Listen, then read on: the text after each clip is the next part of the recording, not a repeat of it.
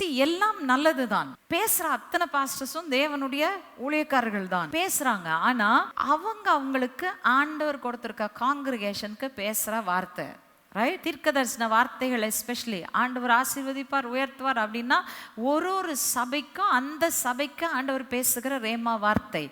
நீங்க எல்லா இடத்துலையும் கேட்பேன், எனக்கு பிரியமானது எடுத்துக்க வேண்டாம்.